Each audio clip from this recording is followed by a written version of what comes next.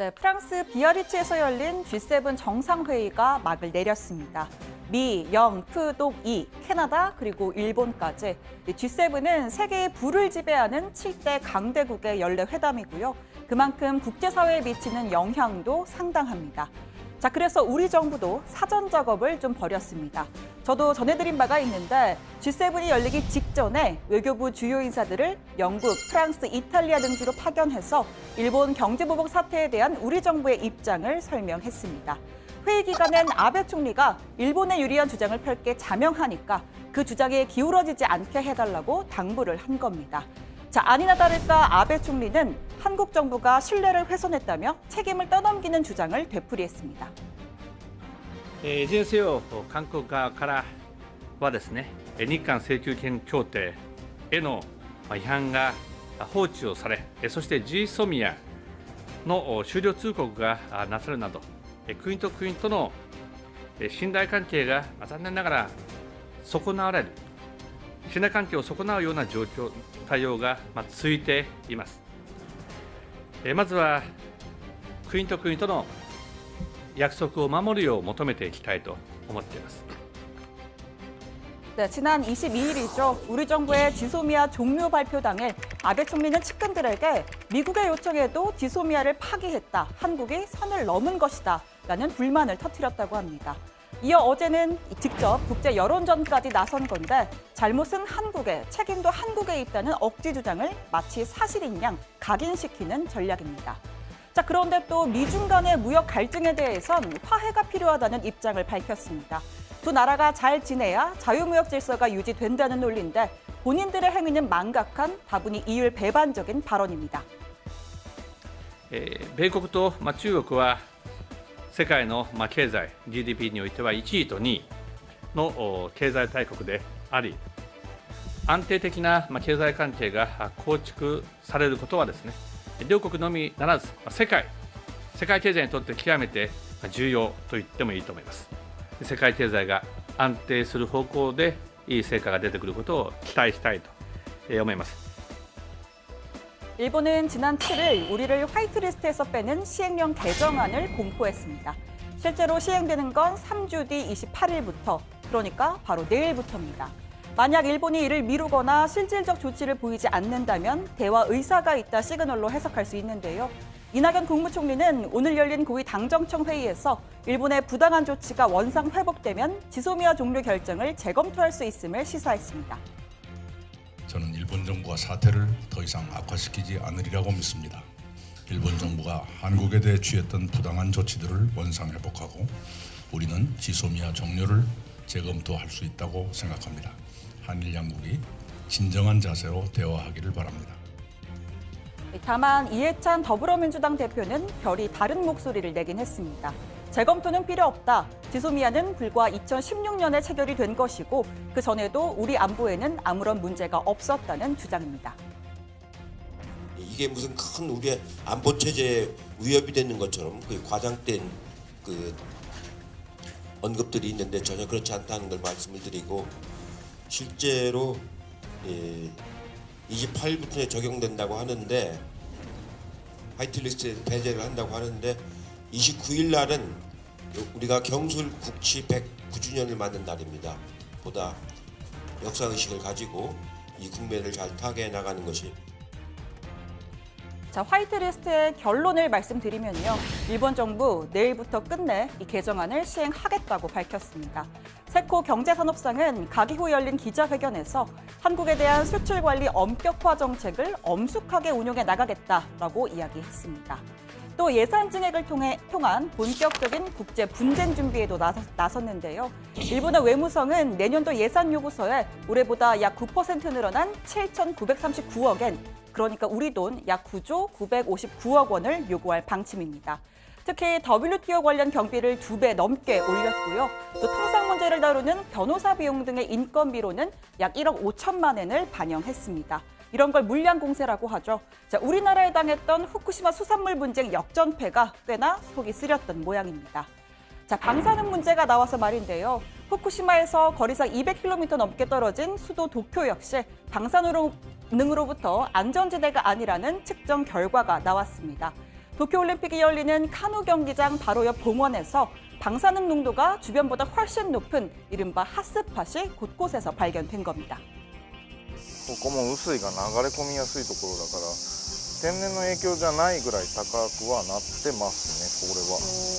662キロエレクトロンボルトってところが上がってきてるので、これはもう自己由来です。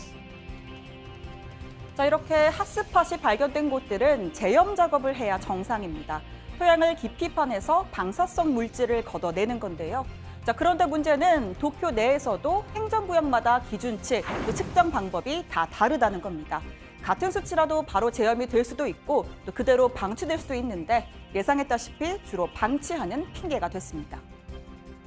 原発推進というのは国策なのに、事故が起きたら国が基準ではなくて各自治体の責任という形で放射能も測定してくださいね。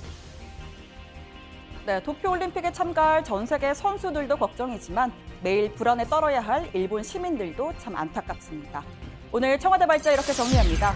일본 한국 화이트리스트 제외 예정대로 내일부터 시행. 네, 아베 일본 총리가 미일 정상회담에서 한일 관계에 대해서 특별히 언급을 안 했다고 해서 웬일인가 싶었는데 역시 G7 정상회의 폐막할 때 우리나라를 비난했습니다. 아무래도 내일 화이트리스트 배제 조치 시행을 앞두고서 국제 여론전을 펴고 있다 이렇게 볼 수 있을 텐데 양 반장, 아베 총리 발언을 중심으로 한번 얘기해 볼까요? 일단 현지 시각으로 26일이었습니다. 말씀하신 대로 G7 정상회의 프랑스에서 폐막을 했죠. 자, 아베 총리가 마지막 기자회견장에서 보시는 것처럼 한일 관계에 대한 질문을 받았습니다. 한국이 신뢰관계 훼손하고 있다. 계속 같은 주장 되풀이했습니다. 한일 청구권 협정 위반 방치한 데 이어서 지소미아 종료까지 우리한테 통보를 했다. 관계 악화는 다 한국 책임이다. 뭐 이런 논리인 거죠. 자, 한번 다시 들어보시겠습니다. いずれにせよ、韓国側からはですね、日韓請求権協定への違反が放置をされ、そして GSOMIA の終了通告がなされるなど、国と国との信頼関係が残念ながら損なわれる、信頼関係を損なうような状況、対応が続いています。まずは国と国との約束を守るよう求めていきたいと思っています。 예, 그런데 저 발언을 하자마자 이 미중 무역 협상에 대해서 이야기를 하더니 일본은 자유무역을 추구한다, 미중 갈등 멈춰야 한다 이런 주장을 또 이어갑니다. 한국에 대해서는 반자유무역 행태를, 또 미중에 대해서는 반대로 자유무역의 중요성을 강조하고 나선 거죠. 그러니까 이중적 태도잖아요. 한 입으로 두 말하는 그런 식이고요. 네. 그렇습니다. 우리나라를 규제가 이제 세계 반도체, 우리나라에 대한 규제가 세계 반도체 시장을 교란하는 행위라는 걸 완전히 망각한, 말씀하신 대로 이율배반적인 그런 발언이라고 할 수 있는 거죠. 네, 일본의 억지 주장에 저희가 매번 일일이 대응을 해야 되냐 하는 생각도 들지만 일단 우리 정부의 입장은 어떤 거예요, 박 반장? 네, 결코 수용할 수 없다는 입장이고요. 일본이 부당한 보복 조치를 즉각 철회해야 한다는 입장을 재차 밝혔습니다. 외교부 설명 한번 들어보시죠. 그러한 주장은 외교부로서 결코 수용할 수 없습니다. 일본이야말로 WTO에 위배되고 자국이 또 의장국을 하면서 채택한 G20 정상회의 선언문에도 정면으로 배치되는 일방적인 경제보복을 지속하고 있습니다. 우리는 일본이 이와 같은 부당한 경제보복을 즉각 처리할 것을 촉구합니다.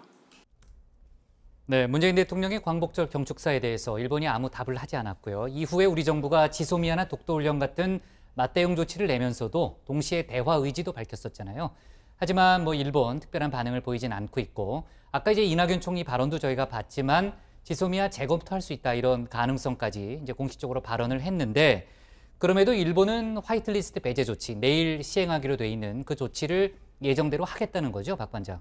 네, 그렇습니다. 오늘 오전에 민주당과 정부, 청와대가 고위 당정청 회의를 열었는데요. 이 자리에서 이낙연 국무총리가 지소미아 종료를 재검토 의사를 밝혔습니다. 내일이 바로 일본이 우리나라를 화이트리스트에서 제외하는 개정안을 시행하는 날이기 때문인데요. 이 총리는 현 상황에서 일본과 군사 정보를 공유하는 것은 국익과 그리고 명분에 부합하지 않는다면서도 지소미아가 종료되는 11월 23일 내로 일본의 부당한 조치가 원상 회복되면 지소미아 종료를 재검토할 수 있다 이렇게 밝혔습니다.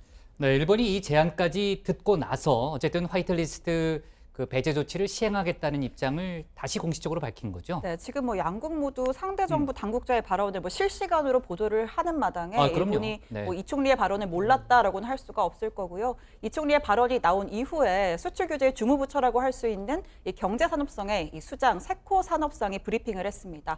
한국을 수출관리상의 우대 대상인 그룹 A, 즉 화이트리스트에서 제외하는 것을 내일부터 시행한다 이렇게 밝혔고요. 이것을 조용하고 엄숙하게 운용해 나갈 것이다 라고도 이야기했습니다. 그러면서 한일 관계에 영향을 주는 것을 의도하고 있지 않다면서 보복 조치가 아니라는 주장을 또 한 번 되풀이했습니다. 정부 대변인격인 스가 관방장관도 개정안이 내일부터 시행된다고 확인을 했습니다.